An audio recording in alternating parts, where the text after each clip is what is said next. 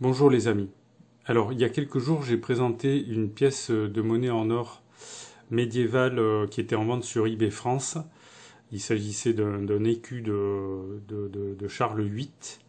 Et suite à la publication de cette vidéo, une question m'a été posée dans les commentaires de la vidéo. Donc, voilà la question. Même si elle était posée par Cyril Boucher. Même si je ne suis pas collectionneur, j'aimerais beaucoup posséder une pièce ancienne comme celle-ci, rien que pour sa beauté et son histoire. Sauriez-vous me renseigner sur d'autres monnaies royales françaises à prix accessible, même dans un autre métal que l'or? Alors oui, c'est vrai que cette pièce, en fait, elle a été vendue finalement pour 500 € seulement. C'est pas beaucoup pour une pièce comme ça, mais c'est vrai que pour le commun des mortels, pour quelqu'un qui n'y connaîtrait absolument rien, ça peut sembler vraiment une somme astronomique pour une pièce de monnaie, si belle soit-elle. Alors heureusement, pour collectionner les monnaies royales françaises, il n'y a pas que des pièces en or. On peut également acheter des monnaies beaucoup moins chères en fait, puisque il y a des monnaies dans différents métaux qui ont été frappés par les rois de France.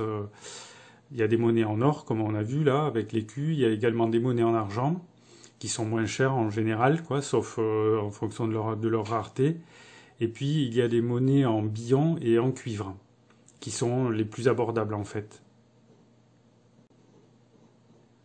Les pièces de monnaie royale française les plus abordables, ce sont de petites pièces de cuivre qu'on appelle les doubles tournois. Alors les doubles tournois, ce sont les pièces qui étaient utilisées par le peuple en fait, qui étaient la monnaie la plus courante. Et on peut trouver des pièces des doubles tournois. Donc par exemple, ici on a un double tournoi de Louis XIII. À partir de, on va dire, à partir de 5 à 10 €. Mais à partir de 5 à 10 €, on va avoir uniquement des pièces de qualité vraiment médiocre en fait. Et plus la qualité des pièces est bonne, et plus le prix des pièces va être élevé. Mais enfin, on peut constater, par exemple ici, on a une pièce qui est vendue aux enchères par donc un marchand particulier. Donc c'est un double tournoi de Louis XIII. Donc on voit le portrait du roi à l'avers. Et au revers, on a les 3 fleurs de lys et la date, hein, donc ici, 1642. Donc c'est quand même une pièce très intéressante. Même si c'est une petite pièce, en fait, elle est très intéressante parce que ce sont des pièces qui étaient d'usage commun, en fait. Ce sont des pièces qui ne sont pas très très rares. Et c'est une bonne entrée en matière, en fait, pour commencer une collection de monnaie royale française. On peut commencer par ces pièces, elles sont pas chères, en fait. Et on est mis en connexion directe avec le XVIIe siècle, là, dans ce cas-là.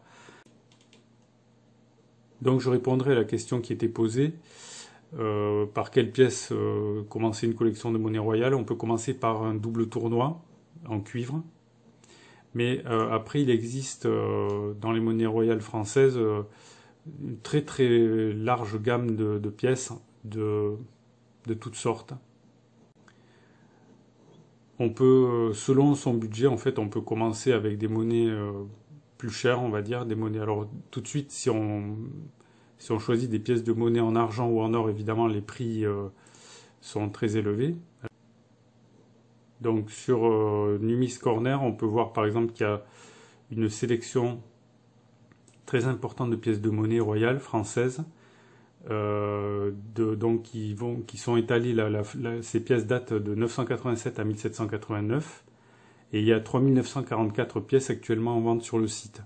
Donc il y a tous les rois qui sont représentés, et je ne pourrais pas conseiller à un débutant en matière de monnaie royale de commencer par des monnaies du Moyen-Âge.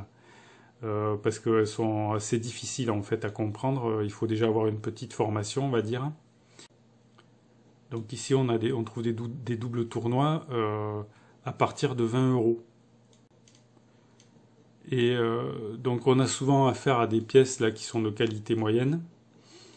Les prospecteurs en fait savent que ces pièces-là ne valent pas grand-chose en réalité. Comme je l'ai dit tout à l'heure, on peut les trouver à partir de 5 €.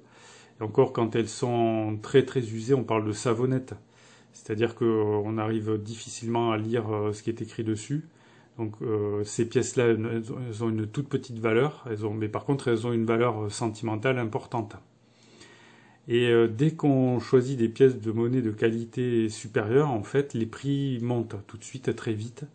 Et par exemple, ici, on a une petite pièce en argent à bas titre, frappée sous le règne de Louis XIV, qui est très jolie, en fait. On voit toute la légende. Et tout de suite, le prix, on voit qu'il est élevé. Voilà. Donc, j'espère avoir répondu à la question qui était posée.